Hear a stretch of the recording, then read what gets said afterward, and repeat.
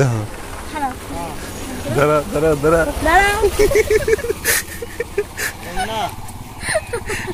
বলছে দাঁড়া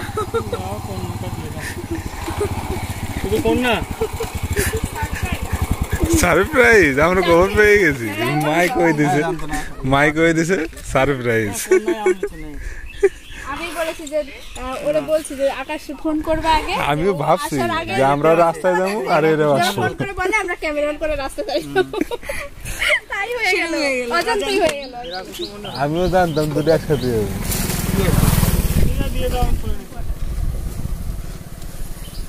এই ইয়ে থেকে পার চলো যাম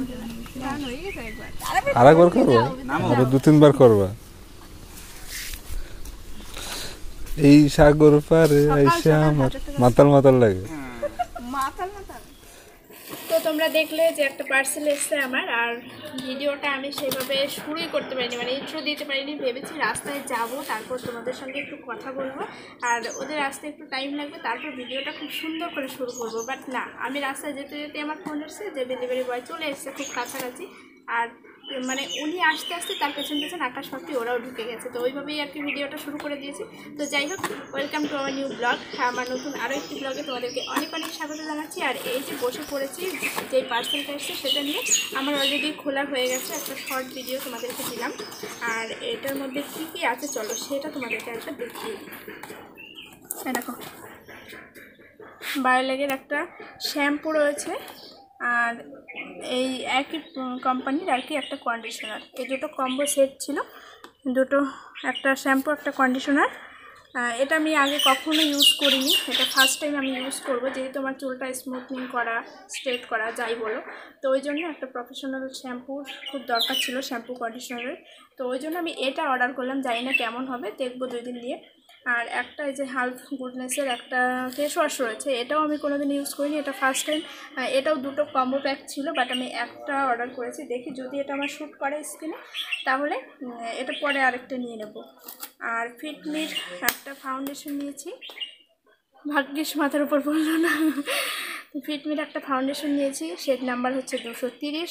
জানি না স্কিনে এটা শ্যুট করবে কি না, তবে আইডিয়া করেই নিলাম, দেখা যাক কী হয়। আর 230-এর ফিটমিরই একটা ফেস পাউডার নিয়েছি।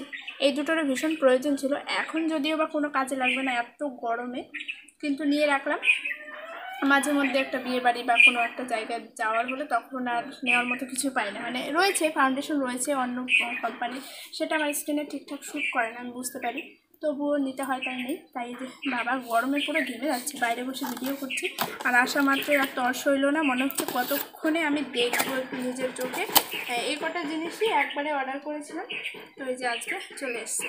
আর কেমন হয়েছে অবশ্যই তোমরা জানিও, তোমরা যদি কেউ এই প্রোডাক্টগুলো ইউজ করে থাকো তাহলে জানিও যে কেমন।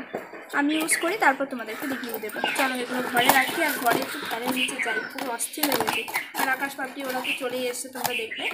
তো দেখা যাক বিকেলবেলায় কোনো প্ল্যানিং করা যায় কিনা, কোথাও ঘুরতে যাওয়া হয় কিনা এত গরমে। চলো ঘরে যাই করতে। আর এটা পুরোপুরি আকাশ আর পাপড়ির প্ল্যান, আমাদের কোনো রকম আগে থেকে প্ল্যান ছিল না, কারণ আমরা সকাল সকাল স্নান করে নিয়েছি বাড়ির কাজকর্ম করে। আজকে মানে প্রত্যেকদিন, হ্যাঁ প্রত্যেকদিন এত সকালে স্নান করি না, কিন্তু আজকে আবার কি মনে হলো একটু সকাল সকালেই স্নান করলাম। আর আজকে আবার এখন 2 বার স্নান হয়ে যাবে, 3 বার হবে, বাড়ি এসে আবার হবে। হ্যাঁ বাড়ি এসে হবে, আবার রাত্রেও বলা যায় না। মেঘ করেছে, মেঘ ডাকছে, আরে বৃষ্টি আসবে না কালকে, মেঘ ডাকছে কিন্তু প্রচন্ড।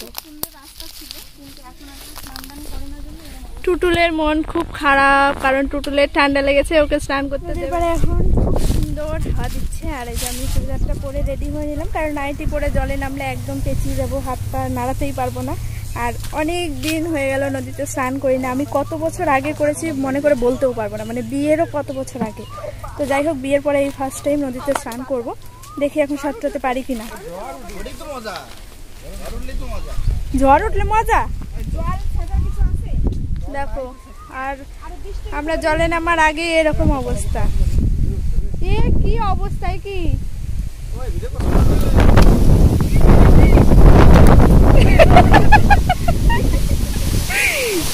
এই, এটা কিন্তু এটা খুব বেশি ভালো লক্ষণ না। দেখো অবস্থা,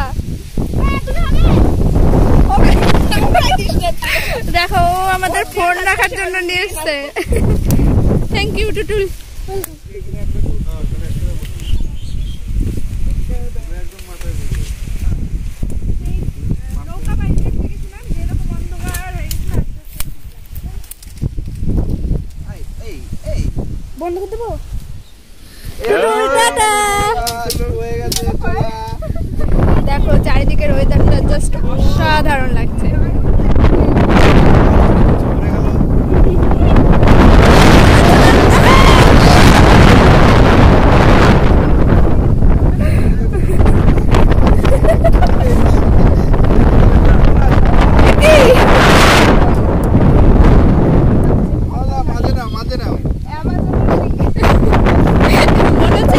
জঙ্গলে চলে আসলো,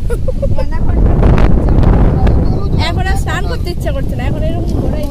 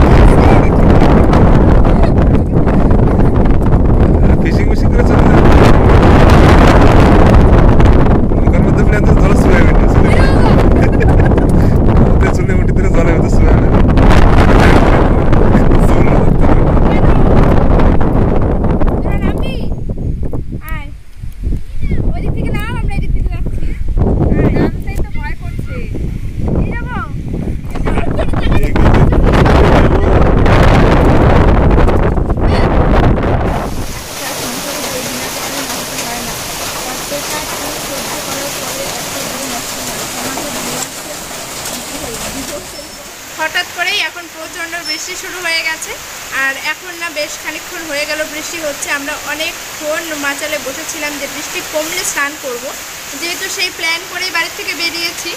বাট নৌকায় ঘুরতে গেছি, এত সুন্দর হাওয়া দিচ্ছিল, সেটাও একটু উপভোগ করলাম। ওই জন্য ভাবলাম যে একটু হাওয়াটা উপভোগ করে নিই, তারপর কিছুক্ষণ বাদে স্নান করবো, যেহেতু অনেক টাইম আছে। বাট তার মধ্যেই এই যে ঝমঝম করে বৃষ্টি শুরু হয়ে গেল, আর আমি ওই মধ্যেই আবার ওড়নাটা মাথায় দিয়ে ভিজতে ভিজতে বাড়ি চলে এসেছি, কারণ ঘরের জানলা দরজা সব খোলা ছিল, এবার বিছানা ভিজে যাবে কিনা, ওই জন্য আমি বাড়ি চলে এসেছি। আর দুটো ছাতা নিয়ে সদরকে আবার পাঠিয়ে দিলাম, ওরা মাচালে বসে আছে, পাপড়ি আকাশ, তো ওদেরকে আনতে আবার ওকে বলেছিলাম একটু স্নান করবো। হ্যাঁ, আমরা বললাম একটু স্নান করবো, কতদিন থেকে প্ল্যান করে আছে ওরা সবাই, কিন্তু আমাদের প্ল্যান একদম জলে ধুয়ে গেল, বৃষ্টির জলে ধুয়ে গেল প্ল্যান। হ্যাঁ, ঠান্ডা হয়ে গেল, কিন্তু সেই ইচ্ছাটা পূরণ হলো না। এই যে পাপড়ি ওরা রয়েছে মাচালে বসে, ওই জন্য ছাতা নিয়ে এখন যাচ্ছে, আর আমি ভিজতে ভিজতে চলে আসলাম বাড়িতে। যাও,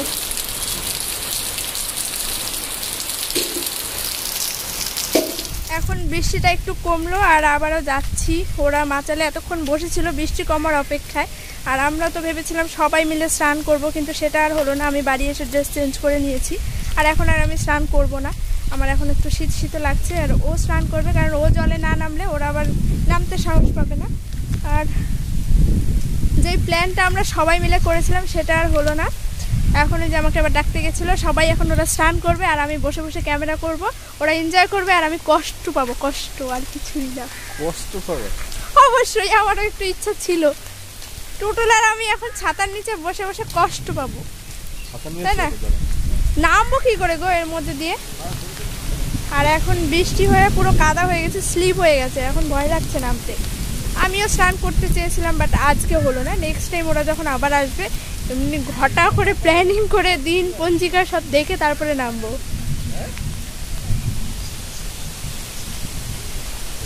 কেন এখন আবার বলছে নামবে না?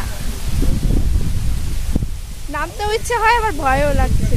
মানে বিকেল হয়ে গেছে তো, জলটা এখন কালো হয়ে গেছে একদম, আর বৃষ্টি হয়েছে, পুরো ঠান্ডা জল। কি আছে, মিশন ক্যান্সেল?